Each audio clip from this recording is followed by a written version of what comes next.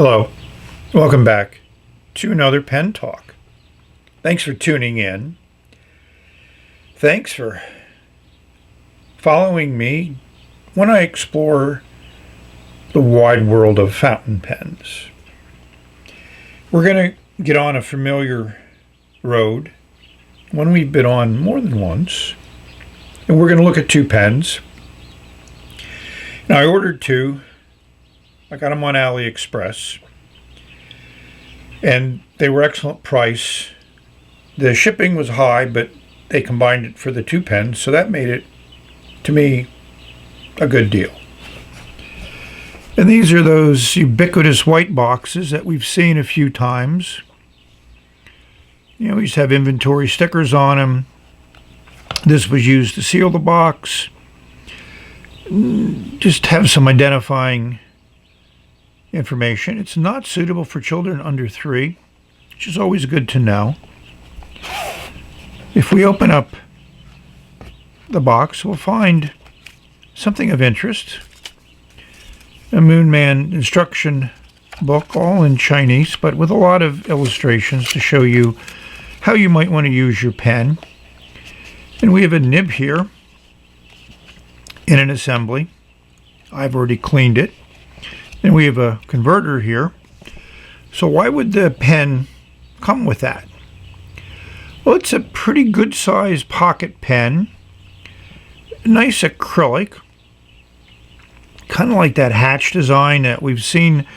One model that Pen BBS uses Batik, I think it's called. So if we take off the cap, it's a little less than 2 turns. We'll give you the exact measurement. We'll see a glass nib, which I've had a few Moonman glass nibs. So that's the other thing that attracted me to this pen, was I got a regular steel nib and a glass nib. Unfortunately, the glass nib is dip only, and it does unscrew because it's in that same assembly as a regular nib is. And of course, you can use this in your other Moonman pens that take the same assembly. And there's no opening, there's no way for ink to go from the inside of the pen to the glass nib. And we could just screw in the other one, assembly that has the nib in it, put the converter in. I think it's a pretty color. Let's take a look at the other one.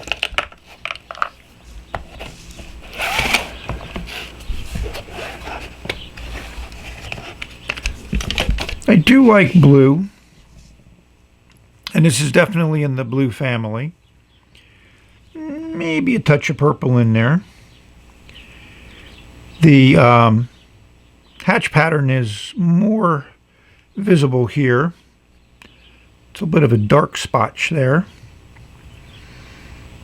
I like it. Something a little different.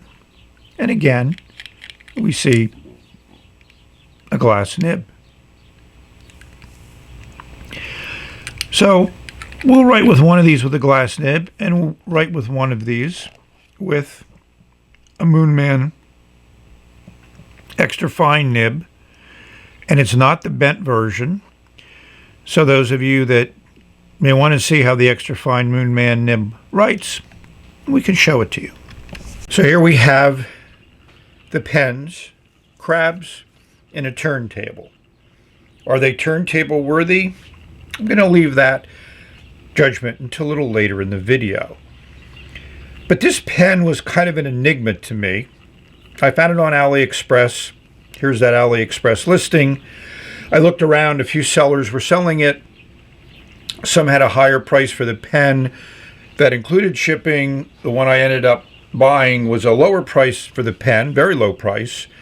And shipping was added on. But then if you bought two pens, the total price of 2 pens with shipping was a good price. So I pulled the trigger and bought it. I had to search a lot to find this pen on eBay. You know, the AliExpress listing calls it an M2, which is incorrect.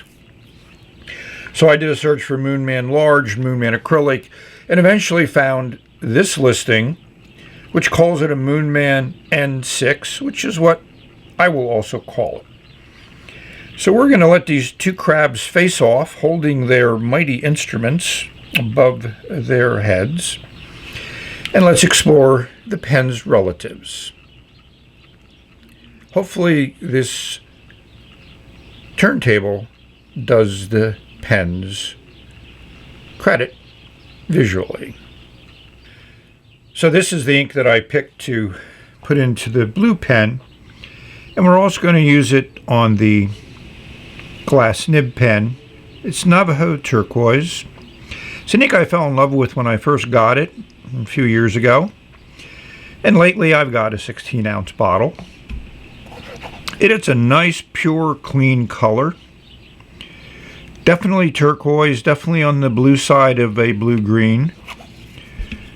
Chromatography is also extremely consistent, and yeah, I have two of them. And this one just had a little bit more ink down than this one did, so therefore the chromatography came out a little darker, but still shows just a very consistent color. You know, it's one pigment, which is quite interesting. Many inks have multiple pigments. So we're going to do a writing sample early in the video, primarily because I want to show off the nib. This is a minimalistic design pen, and we'll look at some other examples later on. And the cap unscrews with, we'll give you that number of turns. It fits okay in the hand without posting because it doesn't post, which is a common feature of a pen like this, where the outer diameter of the cap matches the outer diameter of the barrel, and the barrel is straight, so is the cap. So there's no way to really get them to match up. At sections on the small side, we give the dimensions. The pen is light, we'll give you the weights, and we'll also give you the length. I do like that resin. It is nice, a little different. No, I don't have another pen in that resin, but as we'll see later on, I have another item with that resin. Say no more. Well, let's put nib to paper. So I talked about the small section, but if you were to hold it above that, there is a pretty good step up, which is very common in a design like this where the cap and barrel have the same outer diameter. You do feel that step up. It's not really sharp, and those threads are also very dull, so you can hold it there, and we'll give you the diameter of that barrel, which is the same as the cap, in case you wanted to hold it there. With that number 5 nib, you're not that far away from the paper, but it's certainly not comfortable for me. There's where I would hold it, which is on the threads and on that step up, and it works fine.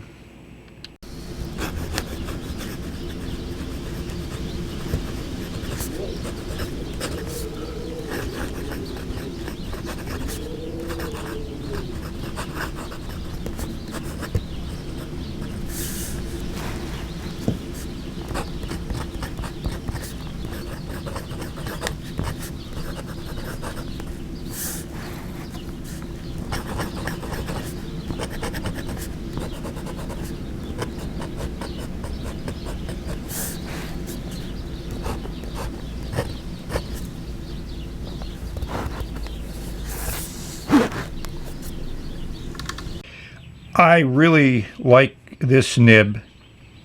I love the nice line that it puts down. It's medium wet.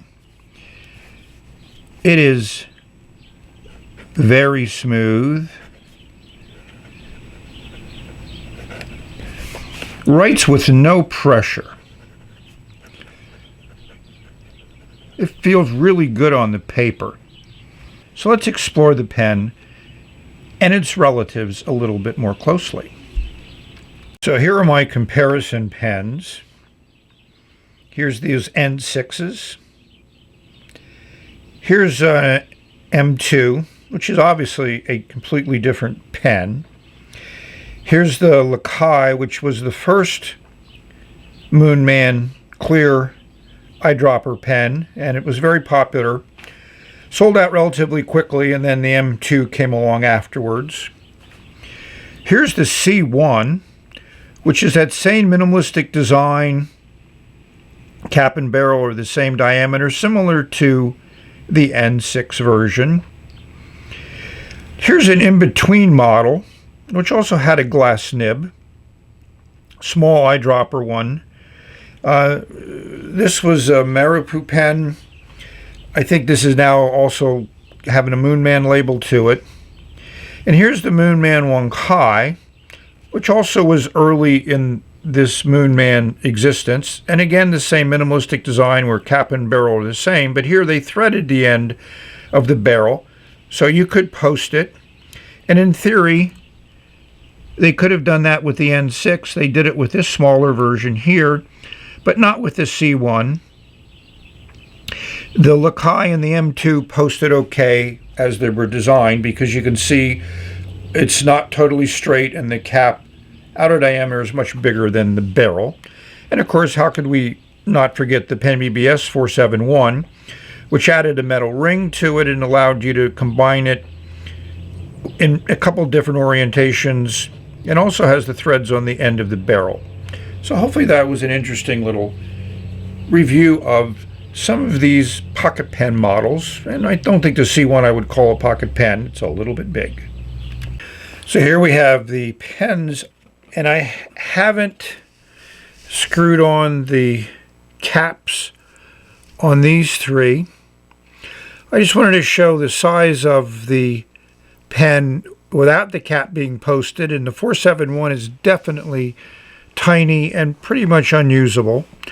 So is the Wonkai, and so is this one here, but this one is, I think, is pretty much where the limit goes. You could use this one for short writing. The C1 does not post, that's why the cap is over here.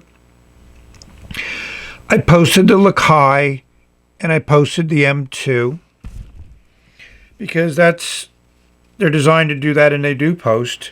And the N6 does not post, and I'm showing it with the glass nib. Now we're just going to screw on the screw-to-post pens just to put everything in perspective. Now we see the length of these pens with the cap securely screwed on to the barrel. And even though the Wonkai looks small, it is very usable. Some viewers have expressed concerns about using an eyedropper fill pen. So this Wonkai I had filled up for probably almost 2 years. I carried it around in my pocket in a pen pouch. I wrote with it regularly, never burped, always wrote consistently first time, every time. So eyedroppers can have an issue if you let them run low on ink. And the most challenging thing is if it's nib down and you're going from a cold area where the nib was up to a hot area where the nib is down, that large amount of air between the ink and the nib expands when it heats up and pushes out ink. It's just physics. Nothing to do with the design of the pen. I've had converters do the same thing, so it's not only germane to eyedroppers, but eyedroppers have a reputation. Some people are concerned, and all I can say is that if you like a lot of ink in your pen, look at this C1 with 5 milliliters of ink. This has been in use constantly, never any issues. I haven't carried it around because I don't travel with my pens like I used to. And you'll notice here that the N6 is about as long as the C1. Yeah, there's a centimeter or two difference, but it is certainly usable at this length, but it's on the short end. It's about a little bit shorter than the Wonkai, but certainly the 471 and this other Delight pen have a better length. Let's just focus a little bit in on the nib and section. So to me, the first obvious visual is this is a number 6 nib on the C1 and a number 6 nib on the Pen BBS 471. The rest are number 5s, and yes, it's a glass nib, but just imagine it's a number 5. Here I replaced the original nib with a 1.1 millimeter stub. It's a number 5 nib. They're easy to swap in and out, and I've enjoyed that 1.1 millimeter number 5 Chinese nib quite a bit in a number of different pens. Here's that original nib in the Lakai. Similar sized here in the Moonman pen, which is now called a Acrylic. And also the number 5 in the Wankai. It's a gold nib, but that doesn't have any bearing on it. It's just a visual piece. The section on the C1 I think is excellent. The 471 is a close second. The Wankai is also in that ballpark, along with the M2. This section's a little small, this section's a little small, and the original Lakai is a little bit bigger. But all of these pens I can write with and use effectively. Yes, you have seen this resin design before. Here it is in the Pen BBS knife. It's a little bit lighter color in the Pen BBS, but it's definitely the same style. And it's always interesting how a resin designer comes up with interesting ways of creating a great variation of textures and colors and visual entertainment with a poured acrylic. I like both of these quite a bit, but I have to admit that I do like the darker version and the Moonman slightly better. We're going to explore the glass nib, and we're going to use the green pen for that. I maybe not have shown this resin in any detail, but it has the same characteristics like the blue one with that hatched pattern in it. It's consistent. Unlike the blue one, this one has some white spots in it, which have a little bit of pearlescence, which gives it some depth and dimension. So how do you use this glass dip nib? Well, we're going to use the same ink that we used in the other pen, and I really did like that nib in that pen. So we just dip it in. I dip it in all the way to the top of the nib, and as you can see, it coats the nib with ink. And I usually dip it in twice. I tap it just slightly on the edge because it can sometimes get a lot of ink in that nib. So let's see how it writes.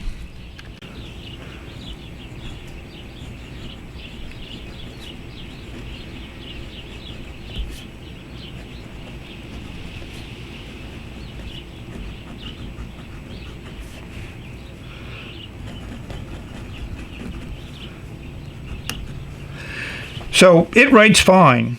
It's fairly smooth. But the thing with the glass nib is eventually it runs out of ink, and it's not going to write a lot, a few sentences at most. And fast writing is not something it's designed to do, but it does work. And to me, this is great for sampling inks. If you wanted to just jot a quick note and you wanted to try some newer inks, then this works for that. If I'm going to be wanting to use a dip pen, I'll use a real dip pen and with a different type of nib on it. But this does serve its purpose, and I do use it for testing out inks. It's not for everybody, but it's nice to have a few of these to use. The other thing I've noticed about glass nibs is some inks don't work well with these nibs. So the turquoise ink coats that glass very nicely. Some inks just run right off, and it's very difficult to get the nib to actually work with that. And I guess it has to do with the viscosity of the ink and its cohesion and adhesion properties and how it interacts with glass. But it's not something I'm going to investigate into any great lengths, but just to let you know that not all inks will work with glass nibs. I hope you enjoyed this review of a pen that I didn't know existed and is not exactly a lot of listings on any of the different sites, but I'm glad I have it. We're going to rate the pen. And I'm going to give it an 8.9. And it's going to get 2 checks for the nib and just 1 check for design, build, and look. So an 8.9 might be a little bit low for what you might think about it with such a great nib, but I don't know where this pen has a place in that great variety of pens that already exist and are out there. If you have a smaller hand, this will work better in your hand, but if you have a larger hand, you might find it a little short. This section is a little small. You know, I don't think the design really has a sweet spot from at least from my viewpoint, from my hands and my writing. Do I really like the nib? Yes. Does it work extremely well with this Navajo turquoise ink? Yeah, absolutely. I love that color. And it lays down just the right amount. But, you know, I do these videos so you, the viewer, can make your own judgments on whether this is a pen you would like. It comes in a lot of colors. Here's some examples of all those colors. You know, it's a nice looking pen, but I wish they would have put a thread on here so you could post it and have some place to put the cap. There's no roll stop on it, but, you know, that's not unusual. Not every pen can be the S5. But I think it has a place, but not a place in my view. Thank you for watching. May you find a pen that you enjoy, an ink that you love, and that combination motivates you to put nib on paper and write. It's very windy outside right now. We had a storm come through yesterday, and there's you know, the winds are hitting 50, 60 miles an hour, so that's nice. It's blowing a lot of leaves around. Eventually I'm going to have to take care of that. It is the fall on the east coast of the United States. In closing, I hope all of you are safe, healthy, happy, and enjoying your pens. If we've reached the end of this video, and we're going to say bye. This is just one of the nicest nibs I've written with in a while.